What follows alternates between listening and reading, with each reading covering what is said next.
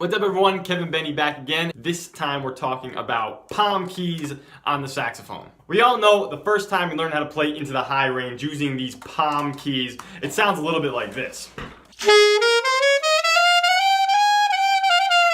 You know, it's sloppy, it's uneven, it's hard. I mean, those palm keys are a beast. This video is gonna give you tips on how to make those palm keys sound more like this.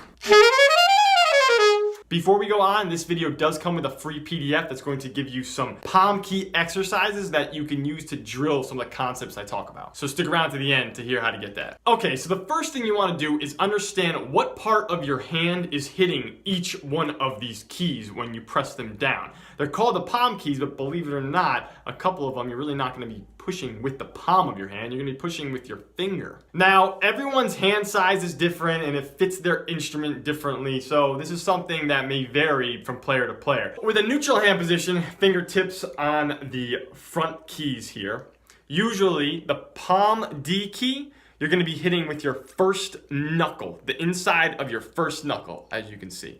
Sometimes, depending on the hand size, this will move to the inside of the palm or the middle of the palm. For me, it's right at that first knuckle. The palm E flat key, you're going to be hitting with your first finger in the first digit of the first finger. As you can see, it's right there. And that's just a squeezing motion with your finger.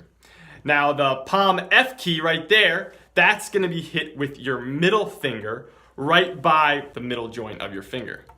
Okay? Now again, those may vary, but I find the only one that usually varies is just that D palm key from the knuckle to the inside of the palm. A lot of beginner players don't really know what part of their hand is touching these palm keys, so they just wing it and there's no good foundation to build their technique off of. When you understand exactly what part of your hand is touching these keys, you understand the mechanics of what's going on and it helps you build a strong foundation for your technique. Speaking of mechanics brings me to my next tip. The part of the hand that is in contact with each one of these keys, we want to make sure they are acting as mechanical as possible. Unlike the fingertips, which are ergonomically very mechanical and work with our instrument quite easily, the inside of the palm and the first digit of your first finger do not work very easily with the mechanics of our instrument, so we have to work even harder. When I say make sure you're thinking mechanically, you really just want to think of my fingers and my palm, parts of my palm are pressing the key or releasing the key, pressing the key or releasing the key, nothing in between. So it will look and sound like this.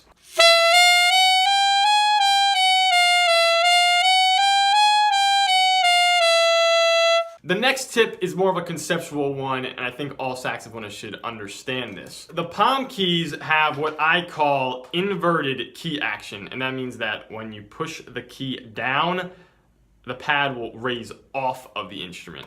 Rather than most of the other keys, when you push a key down, the pad closes on the instrument. What I think happens with most beginners when they get into the palm keys is they're used to the action of the keys being that when you push the key all the way down, that's when the note changes.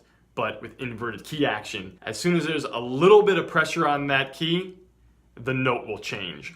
So it's just something to think about as you're navigating through these palm keys. All right, everyone, I hope those tips help out with playing in your palm key register. To get the free PDF that's gonna really help you with your palm keys, give you some exercises to do that, just click on the link in the description below. If you're already subscribed to my email list, it should already be in your inbox, so look out for that. If you're watching on YouTube, don't forget to subscribe right there and check out some of my other content. As always, thank you and stay inspired. Whoa. Jeez. Coca, wanna make an appearance? Coca gets an appearance. This is, I think, the second appearance.